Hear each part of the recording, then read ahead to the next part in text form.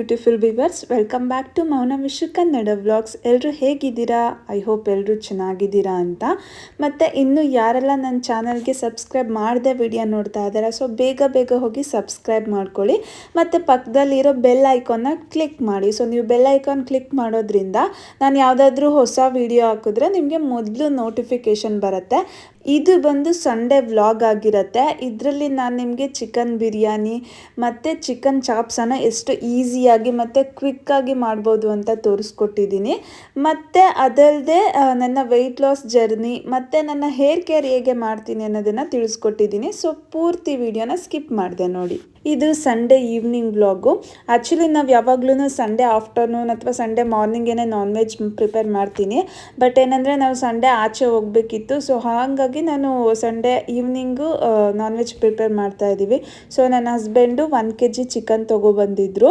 ನನ್ನ ಹಸ್ಬೆಂಡ್ಗೆ ಮತ್ತು ನನಗೆ ಇಬ್ರಿಗೂ ಚಿಕನ್ ಬಿರಿಯಾನಿ ಅಂದರೆ ತುಂಬ ಇಷ್ಟ. ಸೊ ಹಾಗಾಗಿ ಸ್ವಲ್ಪ ಬಿರಿಯಾನಿ ಮತ್ತು ಚಿಕನ್ ಚಾಪ್ಸ್ ಮಾಡ್ತಾ ಇದ್ದೀನಿ. ಬಿರಿಯಾನಿ ಮಾಡೋದಕ್ಕೆ ಮೊದಲು ಒಂದು ಜಾರ್ಗೆ ಶುಂಠಿ, ಬೆಳ್ಳುಳ್ಳಿ, ಹಸಿಮೆಣಸಿನ್ಕಾಯಿ, ಚಕ್ಕೆ, ಲವಂಗ, ಏಲಕ್ಕಿ ಮತ್ತು ಪುದೀನ ಸೊಪ್ಪು, ಸ್ವಲ್ಪ ಕೊತ್ತಂಬರಿ ಸೊಪ್ಪು ಮತ್ತು ಅರಿಶಿನ ಪುಡಿ ಇದಿಷ್ಟು ಹಾಕಿ ಗ್ರೈಂಡ್ ಮಾಡ್ಕೊಬೇಕು. ಅದಾದಮೇಲೆ ಒಂದು ಕುಕ್ಕರ್ ಇಟ್ಟು ಸ್ವಲ್ಪ ಆಯಿಲ್ ಹಾಕಿ ಅದು ಸ್ವಲ್ಪ ಬಿಸಿ ಆದಮೇಲೆ ಪಲಾವ್ ಸ್ಪೈಸಸ್ ಆ್ಯಡ್ ಮಾಡಬೇಕು. ಇದೆಲ್ಲ ಸ್ವಲ್ಪ ಫ್ರೈ ಆದಮೇಲೆ ಆನಿಯನ್ ಆ್ಯಡ್ ಮಾಡಿ ಆನಿಯನ್ ಚೆನ್ನಾಗಿ ಫ್ರೈ ಆಗಬೇಕು, ಬ್ರೌನ್ ಕಲರ್ ಆಗೋವರೆಗೂ. ಆನಿಯನ್ ಬ್ರೌನ್ ಕಲರ್ ಆದಮೇಲೆ ಅದಕ್ಕೆ ಹೆಚ್ಚಿಟ್ಟಿರುವಂಥ ಮೆಂತ್ಯ ಸೊಪ್ಪು ಮತ್ತು ಪುದೀನ ಸೊಪ್ಪು, ಸ್ವಲ್ಪ ಕೊತ್ತಂಬರಿ ಸೊಪ್ಪನ್ನು ಆ್ಯಡ್ ಮಾಡ್ಕೊಬೇಕು. ಇದು ಇಷ್ಟು ಹಸಿ ವಾಸನೆ ಹೋಗೋವರೆಗೂ ಫ್ರೈ ಮಾಡಿ ಏನು ಗ್ರೈಂಡ್ ಮಾಡಿ ಇಟ್ಕೊಂಡಿದ್ದೀವಲ್ವ ಆ ಮಸಾಲಾನ ಆ್ಯಡ್ ಮಾಡಿ ತೊಳೆದಿಟ್ಟಿರೋ ಚಿಕನ್, ನಾನು 500 ಗ್ರಾಮ್ ಚಿಕನ್ ತೊಗೊಂಡಿದ್ದೆ. ಸೊ 500 ಗ್ರಾಮ್ ಚಿಕನ್ನ ಆ್ಯಡ್ ಮಾಡಿ ಸ್ವಲ್ಪ ಉಪ್ಪು ಮತ್ತು ಟೊಮೊಟೊ ಹಾಕಿ ಒಂದು 10 ಮಿನಿಟ್ಸ್ ಫ್ರೈ ಮಾಡಬೇಕು. ಟೊಮೊಟೊ ಸ್ವಲ್ಪ ಸಾಫ್ಟ್ ಆದಮೇಲೆ ಮೊಸರನ್ನ ಆ್ಯಡ್ ಮಾಡಬೇಕು. ನಂತರ ನಾನಿಲ್ಲಿ ತೇಜು ಬಿರಿಯಾನಿ ಮಸಾಲ ತೊಗೊಂಡಿದ್ದೀನಿ, ಅದು 2 ಸ್ಪೂನ್ಸು. ಇದಿಷ್ಟು ಹಾಕಿ ಒಂದು 5 ಮಿನಿಟ್ಸ್ ಕುಕ್ ಮಾಡಬೇಕು. ಯಾಕಂತಂದರೆ ಚಿಕನ್ಗೆ ಉಪ್ಪು ಖಾರ ಎಲ್ಲ ಚೆನ್ನಾಗಿ ಹಿಡಿಬೇಕು ಅಂತ. ಸೊ ಇದಾದಮೇಲೆ 2 ಸ್ಪೂನಷ್ಟು ಚಿಲ್ಲಿ ಪೌಡರ್ ಆ್ಯಡ್ ಮಾಡಿದ್ದೀನಿ.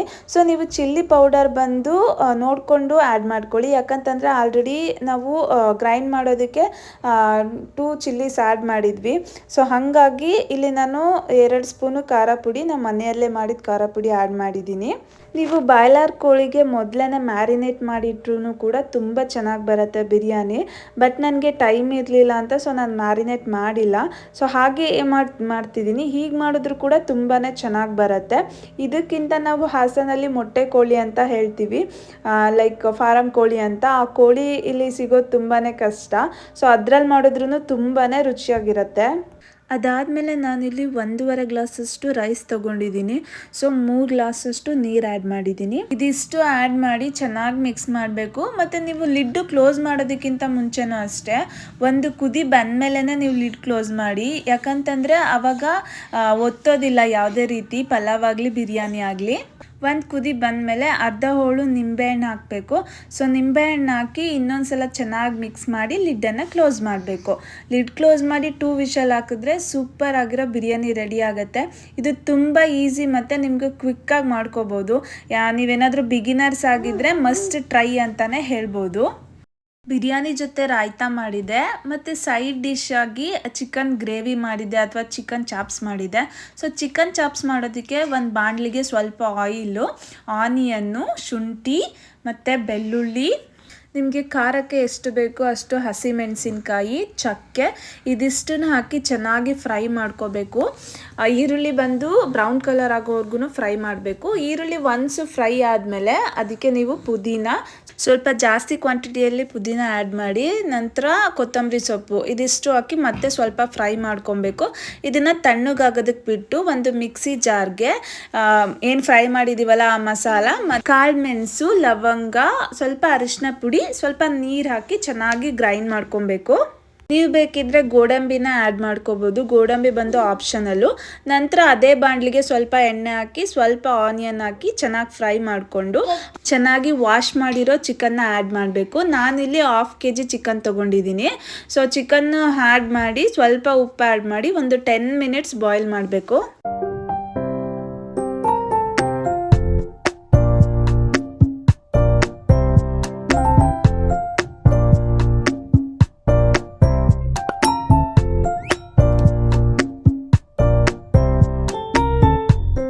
ನೋಡಿ ಈ ಥರ ಚಿಕನ್ ನೀರು ಬಿಟ್ಕೊಳ್ಳೋವರೆಗೂ ಬಾಯ್ಲ್ ಮಾಡಿ ನಾವೇನು ಗ್ರೈಂಡ್ ಮಾಡ್ಕೊಂಡಿದ್ದೀವಲ್ಲ ಆ ಮಸಾಲಾನ ಆ್ಯಡ್ ಮಾಡಿ ಸ್ವಲ್ಪ ಕೊತ್ತಂಬರಿ ಸೊಪ್ಪನ್ನ ಹಾಕಿದ್ರೆ ಮುಗೀತು, ಚಿಕನ್ ಗ್ರೇವಿ ರೆಡಿ ಆಗುತ್ತೆ. ನೀವು ಜಸ್ಟ್ ಗ್ರೈಂಡ್ ಮಾಡಿಕೊಂಡ್ರೆ ಸಾಕು, ಎಷ್ಟು ಕ್ವಿಕ್ಕಾಗಿ ಮಾಡ್ಬೋದು. ಇದನ್ನು ನೀವು ದೋಸೆ, ಪೂರಿ, ಚಪಾತಿ ಜೊತೆ ಒಳ್ಳೆ ಕಾಂಬಿನೇಷನ್ ಅಂತಲೇ ಹೇಳ್ಬೋದು. ಬಿರಿಯಾನಿ ಮತ್ತು ಗ್ರೇವಿ ಅಂತೂ ತುಂಬ ಚೆನ್ನಾಗಾಗಿತ್ತು, ಟೇಸ್ಟ್ ಅಂತೂ ತುಂಬ ರುಚಿಯಾಗಿ ಬಂದಿತ್ತು. ನೀವು ಈ ರೆಸಿಪಿನ ನಿಮ್ಮ ಮನೆಯಲ್ಲಿ ಟ್ರೈ ಮಾಡಿ, ಖಂಡಿತವಾಗ್ಲೂ ನಿಮಗೆ ಇಷ್ಟ ಆಗುತ್ತೆ ಅಂತಲೇ ಹೇಳ್ಬೋದು. ಮತ್ತು ಹೇಗೆ ಬಂದಿತ್ತು ಅಂತ ನನಗೆ ಕಮೆಂಟ್ ಮಾಡಿ ತಿಳಿಸಿ. ಮತ್ತು ಕೆಲವೊಬ್ಬರು ಕೇಳ್ತೀರಾ ಬೇಬಿನ ಇಟ್ಕೊಂಡು ಹೇಗೆ ಯೂಟ್ಯೂಬು ಮನೆ ಎಲ್ಲ ಹೇಗೆ ಮ್ಯಾನೇಜ್ ಮಾಡ್ತೀನಿ ಅಂತ. ಸೊ ನಾನು ಮುಂಚೆ ಅಂದ್ಕೊಂಡಿದ್ದೆ ಯೂಟ್ಯೂಬ್ ವೀಡಿಯೋಸ್ ಎಲ್ಲ ನೋಡಬೇಕಾದ್ರೆ ಇದೆಲ್ಲ ತುಂಬ ಈಸಿ ಆ ಥರ ಫೀಲ್ ಆಗ್ತಿತ್ತು. ಬಟ್ ನಾವು ಯೂಟ್ಯೂಬ್ ಸ್ಟಾರ್ಟ್ ಮಾಡಿದಾಗ್ಲೇ ಗೊತ್ತಾಗೋದು ವಿಡಿಯೋ ಮಾಡಿ ಅದನ್ನು ಎಡಿಟ್ ಮಾಡೋದು ಎಷ್ಟು ಕಷ್ಟ ಅಂತ. ಅದರಲ್ಲೂ ನನ್ನ ಹಸ್ಬೆಂಡ್ ಸಪೋರ್ಟ್ ಇಲ್ಲ ಅಂದರೆ ನಿಜವಾಗ್ಲೂ ಯಾವುದೇ ರೀತಿ ವಿಡಿಯೋ ಆಗಲಿ ಎಡಿಟ್ ಆಗಲಿ ಮಾಡೋದಕ್ಕೆ ಆಗೋದೇ ಇಲ್ಲ. ಸಿಹಿನ ಇಟ್ಕೊಂಡು ಅವ್ರು ತುಂಬಾ ಸಪೋರ್ಟ್ ಮಾಡ್ತಾರೆ. ಸೊ ಅದರಿಂದನೇ ನಾನು ವೀಡಿಯೋಸ್ ಎಲ್ಲ ಮಾಡೋದಕ್ಕೆ ಸಾಧ್ಯ ಆಗುತ್ತೆ. ಊಟ ಆದಮೇಲೆ ಇಬ್ಬರು ಒಟ್ಟಿಗೆ ಕೂತ್ಕೊಂಡು ಟಿ ವಿ ನೋಡ್ತಾ ಊಟ ಮಾಡಿದ್ವಿ. ಮಹಾನಟಿ ಗ್ರ್ಯಾಂಡ್ ಫಿನಾಲೆ ಬರ್ತಾ ಇತ್ತು. ನನ್ನ ಫೇವ್ರೆಟ್ ಕಂಟೆಸ್ಟೆಂಟ್ ಬಂದು ಪ್ರಿಯಾಂಕಾ ಇದ್ದಿದ್ದು. ಸೊ ಅವರೇ ಗೆದ್ದರು. ಸೊ ನಿಮ್ಮ ಫೇವ್ರೆಟ್ ಕಂಟೆಸ್ಟೆಂಟ್ ಯಾರು ಅಂತ ನನಗೆ ಕಮೆಂಟ್ ಮಾಡಿ ತಿಳಿಸಿ. ಮತ್ತು ನನಗೆ ಇನ್ಸ್ಟಾಗ್ರಾಮಲ್ಲಿ ಕೆಲವೊಬ್ಬರು ಮೆಸೇಜ್ ಮಾಡಿ ಕೇಳಿದ್ದೀರಾ ನಿಮ್ಮ ಹೇರ್ ಕೇರ್ ರೊಟೀನ್ ಶೇರ್ ಮಾಡಿ ಅಂತ. ಸೀರಿಯಸ್ ಆಗಿ ಹೇಳಬೇಕಂದ್ರೆ ನನ್ನ ಹೇರಿಗೆ ಆ ಥರ ಹೇರ್ ಕೇರ್ ರೂಟೀನ್ ಅಂತ ಏನಿಲ್ಲ. ನಾನು ಯೂಸ್ ಮಾಡೋದು ಬಂದು ನಾರ್ಮಲ್ ಪ್ಯಾರಾಚೂಟ್ ಕೋಕೋನಟ್ ಆಯಿಲು. ಈ ಆಯಿಲ್ನ ನಾನು ವೀಕ್ಲಿ 2 ಟೈಮ್ಸ್ ಅಪ್ಲೈ ಮಾಡ್ತೀನಿ. ಸೊ ನೀಟಾಗಿ ಸ್ಕ್ಯಾಲ್ಪಿಗೆ ಅಪ್ಲೈ ಮಾಡಿ ಚೆನ್ನಾಗಿ ಮಸಾಜ್ ಕೊಡ್ತೇನೆ ಒಂದು 10 ಮಿನಿಟ್ಸು. ಸೊ 10 ಮಿನಿಟ್ಸ್ ಆದಮೇಲೆ ನೀಟಾಗಿ ಎತ್ತಿ ಮೇಲೆ ಕಟ್ತೀನಿ, ಯಾವುದೇ ರೀತಿ ಕೂಮ್ ಮಾಡೋದಿಲ್ಲ ಆಯಿಲ್ ಹಾಕ್ತಾ. ಸೊ ಮಾರನೇ ಬೆಳಿಗ್ಗೆ ನಾನು ಕೂಮ್ ಮಾಡಿ ಹೆಡ್ ಬಾತ್ ಮಾಡ್ತೀನಿ ಅಷ್ಟೇ. ಮತ್ತು ಶಾಂಪೂನು ಅಷ್ಟೇ, ನಾನು ಯಾವುದು ಸಿಗುತ್ತೆ ಅದನ್ನು ಯೂಸ್ ಮಾಡ್ತೀನಿ. ಸೊ ಆಲ್ಮೋಸ್ಟ್ ನಾನು ರೆಗ್ಯುಲರಾಗಿ ಯೂಸ್ ಮಾಡೋದು ಅಂತ ಹೇಳಿದ್ರೆ ಹೆಡ್ ಆ್ಯಂಡ್ ಶೋಲ್ಡರು. ಬೇರೆ ಶಾಂಪೂನ ಯೂಸ್ ಮಾಡಿದ್ರೆ ನನಗೆ ಡ್ಯಾಂಡ್ರಫ್ ಆಗಿರುತ್ತೆ. ಕೆಲವೊಮ್ಮೆ ಡ್ಯಾಂಡ್ರಫ್ ಆಗೋದ್ರಿಂದನೂ ಕೂಡ ಪಿಂಪಲ್ಸ್ ಬರೋದು ಮತ್ತು ಹೇರ್ ಫಾಲ್ ಆಗೋದು ಅದೆಲ್ಲ ಆಗುತ್ತೆ. ಸೊ ಹಾಗಾಗಿ ನಾನು ಆಲ್ಮೋಸ್ಟ್ ಹೆಡ್ ಆ್ಯಂಡ್ ಶೋಲ್ಡರನ್ನೇ ಯೂಸ್ ಮಾಡ್ತೇನೆ. ಮತ್ತು ಡವ್ ಕಂಡೀಷ್ನರ್ ಯೂಸ್ ಮಾಡ್ತೀನಿ ಅಷ್ಟೇ. ಅದು ಬಿಟ್ಟು ಬೇರೆ ಹೇರ್ ಕೇರ್ ರೊಟೀನ್ ಆ ಥರ ಏನಿಲ್ಲ.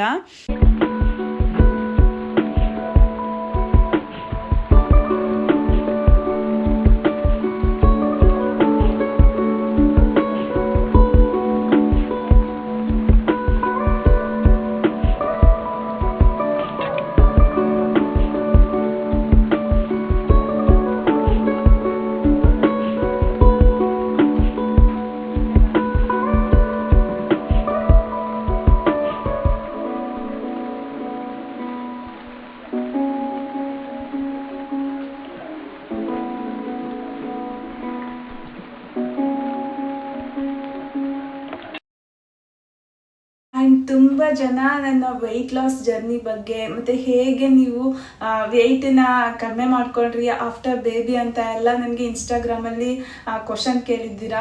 ಆ್ಯಕ್ಚುಲಿ ಬೇಬಿ ಆದಮೇಲೆ 2 ಮಂತ್ಸ್ 3 ಮಂತ್ಸ್ವರೆಗೆ ಎಲ್ಲರೂ ಸಣ್ಣನೇ ಇರ್ತೀವಿ, ಯಾಕಂತಂದರೆ ತುಂಬ ವೀಕ್ ಆಗಿರ್ತೀವಿ. ನಾನು ಅಷ್ಟೇ ಅರೌಂಡ್ 3 ಮಂತ್ಸ್ವರೆಗೂ ತುಂಬ ಸಣ್ಣ ಇದ್ದೆ. ಬಟ್ ಆಫ್ಟರ್ 3 ಮಂತ್ಸ್ ಅನ್ಕೊತೀನಿ 3 ಮಂತ್ಸು ವೆಯ್ಟ್ ಗೇನ್ ಆಗೋದಕ್ಕೆ ಸ್ಟಾರ್ಟ್ ಮಾಡಿದೆ. ಅರೌಂಡ್ ತುಂಬಾ ವೆಯ್ಟ್ ಗೇನ್ ಆಗಿದೆ. ಅದಾದಮೇಲೆ ನನಗೆ ಅನ್ನಿಸ್ತು ಸೊ ತುಂಬ ವೆಯ್ಟ್ ಗೇನ್ ಆಗ್ತಾ ಇದ್ದೀನಿ, ಕಡಿಮೆ ಮಾಡಬೇಕು ಅಂತ. ನನ್ನ ಅಂದರೆ 3 ಮಂತ್ಸ್ ಆಗೋವರೆಗೂ ಯಾವುದೇ ರೀತಿ ಜಂಕ್ ಫುಡ್ಡನ್ನು ನಾನು ತಿಂತಾ ಇರಲಿಲ್ಲ, ಬರೀ ಹೋಮ್ ಫುಡ್ಡನ್ನು ಅಷ್ಟೇ ತಿಂತಾ ಇದ್ದೆ. ಬೇಬಿಗೆ 3 ಮಂತ್ಸ್ ಇರುವಾಗ ನಾನು ಜಂಕ್ ಫುಡ್ ತಿನ್ನೋದಕ್ಕೆ ಸ್ಟಾರ್ಟ್ ಮಾಡಿದೆ, ಲೈಕ್ ಬೇಕ್ರಿ ತಿಂಡಿ ಅದನ್ನೆಲ್ಲ. ಸೊ ಹಾಗಾಗಿ ವೆಯ್ಟ್ ಗೇನ್ ಆಗಿದೆ ನನಗೇನೆ ಅನ್ನಿಸ್ತು. ಸೊ ಹಾಗಾಗಿ ನಾನು ಜಸ್ಟ್ ಹೋಮ್ ಫುಡ್ಡನ್ನು ಅಷ್ಟೇ ಪ್ರಿಫರ್ ಮಾಡಿದೆ, ಆಚೆ ತಿಂಡಿಗಳು ಅದನ್ನೆಲ್ಲ ಕಡಿಮೆ ಮಾಡಿದೆ.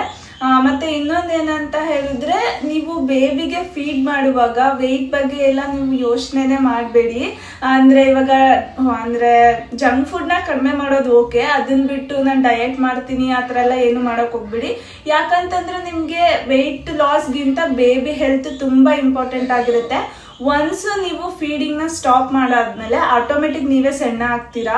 ಸೊ ಅದಾದಮೇಲೆ ಅಥವಾ 1 ಇಯರ್ ಆದಮೇಲೆ ಬೇಬಿಗೆ ನೀವು ಡಯಟ್ನ ಸ್ಟಾರ್ಟ್ ಮಾಡ್ಬೋದು. ನಾನು ನಮ್ಮ ಸಿಹಿ 1 ಇಯರ್ ಆದಮೇಲೆ ಏನು ಮಾಡ್ತಿದ್ದೀನಿ ಅಂದರೆ ಜಸ್ಟ್ ಮಾರ್ನಿಂಗ್ ಮತ್ತು ಈವ್ನಿಂಗು ಗ್ರೀನ್ ಟೀ ಕುಡಿತಿದ್ದೀನಿ ಅಷ್ಟೇ. ಅದನ್ನ ಬಿಟ್ಟು ಬೇರೆ ಯಾವುದೇ ರೀತಿ ಡಯಟ್ ಮಾಡ್ತಾ ಇಲ್ಲ. ಇನ್ನೊಂದೇನಂತಂದ್ರೆ ಶುಗರ್ನ ಕಡಿಮೆ ಮಾಡಿದ್ದೀನಿ. ಶುಗರ್ನ ನೀವು ತಿಂಡಿಗಳಲ್ಲಿ ಕಡಿಮೆ ಮಾಡೋದ್ರಿಂದ ವೆಯ್ಟ್ ಕೂಡ ಲಾಸ್ ಆಗುತ್ತೆ. ಲೈಕ್ ಶುಗರ್ನ ಕಡಿಮೆ ಆಲ್ಟರ್ನೇಟಿವ್ ಆಗಿ ಯೂಸ್ ಮಾಡ್ಬೋದು ಅಂದ್ರೆ ನೀವು ಬೆಲ್ಲದ ಪುಡಿ ಯೂಸ್ ಮಾಡ್ಬೋದು. ಹಂಗಂತ ಬೆಲ್ಲದ ಪುಡಿನೂ ಜಾಸ್ತಿ ತಿನ್ನೋಕೆ ಹೋಗ್ಬೇಡಿ, ಅದರಲ್ಲೂ ತುಂಬಾ ಕ್ಯಾಲೋರೀಸ್ ಇರುತ್ತೆ. ಸೊ ಆಲ್ಟರ್ನೇಟಿವ್ ಆಗಿ ಸ್ವಲ್ಪ ಸ್ವಲ್ಪ ಬೆಲ್ಲದ ಪುಡಿ ಯೂಸ್ ಮಾಡ್ಬೋದು ಅಷ್ಟೇ. ಸೊ ಇದಿಷ್ಟೇ ನನ್ನ ಡಯಟ್, ಯಾವುದೇ ರೀತಿ ಬೇರೆ ಡಯಟ್ ಏನು ಮಾಡ್ತಾ ಇಲ್ಲ ನಾನು. ಐ ಹೋಪ್ ಈ ಇನ್ಫಾರ್ಮೇಶನ್ ಎಲ್ರಿಗೂ ಹೆಲ್ಪ್ ಆಗಿದೆ ಅಂತ. ಮತ್ತೆ ಇನ್ನು ಯಾರೆಲ್ಲ ನನ್ನ ಚಾನಲ್ಗೆ ಸಬ್ಸ್ಕ್ರೈಬ್ ಮಾಡದೆ ವಿಡಿಯೋ ನೋಡ್ತಾ ಇದ್ದಾರೆ, ಸೊ ಪ್ಲೀಸ್ ಸಬ್ಸ್ಕ್ರೈಬ್ ಮಾಡ್ಕೊಳ್ಳಿ. ಮತ್ತೆ ನನ್ನ ಪ್ರೆಗ್ನೆನ್ಸಿ ಜರ್ನಿ ಮತ್ತೆ ಡೆಲಿವರಿ ಬ್ಲಾಗ್ ಬೇಕಂದ್ರೆ ನನಗೆ ಕಮೆಂಟ್ ಮಾಡಿ ತಿಳಿಸಿ, ಖಂಡಿತ ಶೇರ್ ಮಾಡ್ತೀನಿ. ಯಾರಿಗಾದ್ರೂ ನಾವು ಕೊಡೋ ಇನ್ಫಾರ್ಮೇಶನ್ ಇಂದ ಹೆಲ್ಪ್ ಆಗತ್ತೆ ಅಂದ್ರೆ ಯಾಕೆ ಇನ್ಫಾರ್ಮೇಶನ್ ಶೇರ್ ಮಾಡಬಾರ್ದಲ್ವಾ. ಸೊ ಇನ್ನೊಂದು ವಿಡಿಯೋ ಜೊತೆ ಮತ್ತೆ ಸಿಗ್ತೀನಿ. Thank you so much.